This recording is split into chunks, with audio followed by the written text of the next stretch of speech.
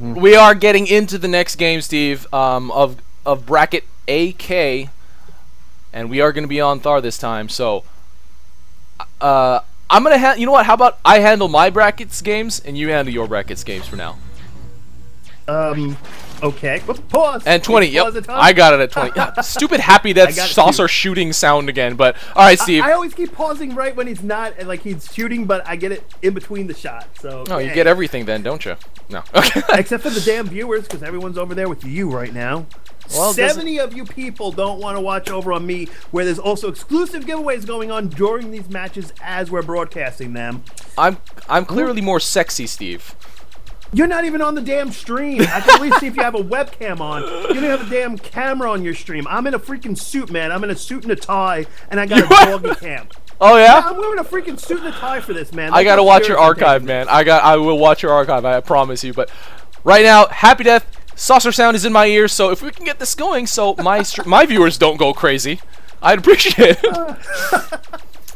Alrighty, so here we go, guys. We are on our best of 3. Kumi is up 1-0 and is on match point. If he wins this match, he is in the finals, competing for that grand prize and the tournament cup. Happy Death on the meanwhile, this is a critical game for him. If he cannot win this one, he is out of the contention for that finals. He will be knocked down into the 3rd place match, so he has to win this match no matter what. He is once again going to take that Gothic Saucer. The Saucer's pretty much been working for him all day. I guess he figures, you know, why change it if it's been working for the most part. He is going to go up once again, Kumi, once again, Steampunk Osprey. I mean, there's only so many times I can say the same mechs over and over again. So, Mechanic Pilot, Beppo Pilot, same loadouts. I mean, there's really nothing new to say here other than the fact that we are on Thar, unless you have anything you can throw in that's unique here, man. Right now I'm hearing that's the saucer sound I'm trying to imitate, so I don't really have much to say, but they're both pretty much opening the same way with the seeker, initial seeker kill. I don't know if they're going to kill it or save it for after the pregame is over for the experience, but I would say that's probably negligible. Kumi is opening with 2 Gemini and a seeker, and Happy Death is opening with 2 Gemini and blink ability. Kumi did not invest any money initially in the pregame on heal, which is a little crazy for an Osprey, so I want to see how that plays out, Steve. I do as well, but consider the fact that we're talking Thar, it's typically a long time before these two in a 1v1 situation even really run head into each other. So that's probably why he figures that it's more worthwhile to save off of the heal at the beginning and put it towards an extra unit instead. That's a good point. That's a good point. All right, guys. So we will get started in 3, 2, 1, go. So here we go, ladies and gentlemen. Welcome back to the AirMech Strikedown 1v1 tournament, sponsored by Carbon Games, presented by Grizzly Wings, hosted by RUI and OPTV Live. We are ready to go. RUI is ready to go. Our introductions are done. RUI, are you ready to rumble? Ready to rumble, ready to roll, ready to see how this plays out. Kumi going straight for mid, while Happy Death is going for his close first. Mid first is very, very powerful on Thar, but you do have to watch out and be careful for the, you know, wherever your opponent opens, sometimes, especially in this specific situation, Happy Death might be able to just roll all of his tanks directly toward Kumi's mid after he takes it and just overrun him with the amount of units that he has. That is true, and now Kumi just brought up that heal ability, so like I said, he wanted to have those extra units out on the field first for the damage and the extra support. That Seeker was actually critical for him right there, since the fact that he had that Seeker down, it chased Happy Death out of there. He couldn't stay long as a Saucer, and he still got the heal on when he needed it, but that Seeker was already there before he needed it, and I think it worked out very much in his advantage. Yeah, right now Kumi is way ahead at mid, though. I mean, the number of the Happy Death's tank positioning for taking this close was really, really strange. I guess he put them up in that crevice to prevent any potential harass. Oh, man! Happy Death almost doesn't make it back to his outpost. He was completely out of energy. He had neutral missiles chasing him down from those Seekers. All the missiles hit. He was down to, I thought that last missile that was going to hit him was actually going to kill him. It was almost a death just from an overextension. But wow. Kumi, look at how much pressure he's putting on this middle outpost. So many units in defense and everything. Happy Death really needs to do something about this sooner rather than later, because this could be really, really dangerous for him with a direct path to an undefended fortress. Yeah, and that's just really, really worrisome. Does Kumi have any AA in that cluster? Yes, he does. He has 2 Seekers and a Jammer just in case, you know, Happy Death brings out any artillery fights. But Happy Death immediately going to abduct the T-99, which is that's kind of unexpected, honestly. Kumi scouting the fort, does realize there is nothing. Now he does have to make a decision. Where does he want to go? Does he want to go for a Y push? Does he want to go for a T push? Does he want to use V pathing at all? That Gothic Saucer looks really, really cool, especially when it's carrying a unit. And Happy Death actually brings the T-99. Yeah, whatever. But Happy Death bringing that T-99 action, put it on a socket.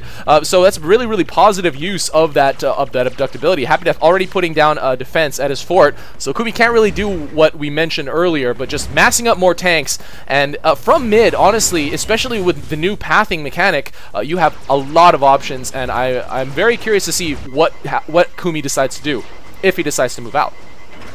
It is, and that kind of goes with what we say too. Like sometimes if you give too much space to your opponent, they can start building. Happy Death with the cheese. Happy Death with the cheese. Will he be able to do it? Oh, but Kumi responds immediately. Wow, wow, wow, wow. Able to kill one of the Mortys, and Morty has been nerfed, courtesy of AirMech Council. You're welcome. but yeah, Happy Death Shameless plug. Well, I'm just saying balance, you know, helping and stuff. But yeah, Happy Death able to get out of there with that saucer very quickly.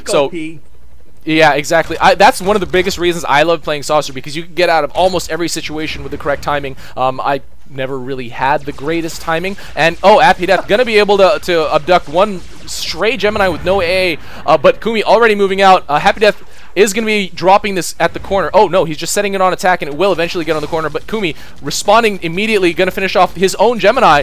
Happy Death abducting more Gemini. Kumi needs to make more AA. This is what Happy Death was doing during that during his matches with the Saucer, and it just really got to a point where it was just so much for some of the people that I was playing against that they just couldn't keep up with it, because between the constant harassment and the constant abductions, the other person never gets an opportunity to even do anything because they're just constantly responding. They're being reactive instead of proactive, and it really just put Happy Death in a great situation, and he's doing the same thing again. He's building up a sizable army, keeping it in a good position where it's not going to take any early damage, getting those rollers in the front so that way it can push through, and all during the meantime using that Saucer ability to just harass, steal, and just drive your opponent crazy. Kumi took a lot of damage from this Gemini that's down here on the bottom. It's still going? Oh my gosh. Yeah. And the other Gemini's not firing at it. I don't know why, but now he finally does. But Happy Death pushing out and actually set them all on T, so this will overrun everything that Kumi has over here. This is a huge, huge force, and there is almost nothing that Kumi can do about it, honestly. I think the best decision at this point would probably be to pull out. Oh, and he's actually now just going to use them and send them on fort attack. Oh man, what a crazy move. He's just bypassing he let Happy Death's unit pass, and and now sending from his mid. There is and Happy Death does not have enough upkeep or credits really to support a defense. This is very, very dangerous for Happy Death. I'm really, really curious to see how Happy Death handles this push. It's pretty massive. However, they're reaching the fort at different times. Happy Death has rollers, but Kumi really low in health. He might not be able to get out of here alive. I don't know. I mean, Kumi's pretty good at surviving that Osprey. He knows pretty much how long he can stay before he has to go. But Happy Death even goes down. Oh my goodness! He gets killed by the Hunter Seeker. Drops the LOL, drops the GG. It does look like he's pretty much realized that there is no hope for him in this match. There's a lot of Gemini over here for the Kumi, and Happy Death. Man, I really appreciate his creative play, but Kumi playing very, very textbook, very, very well. And I don't think, I don't think there's anything Happy Death can do right now. There's a lot of rollers, but this is pretty much GG, Steve.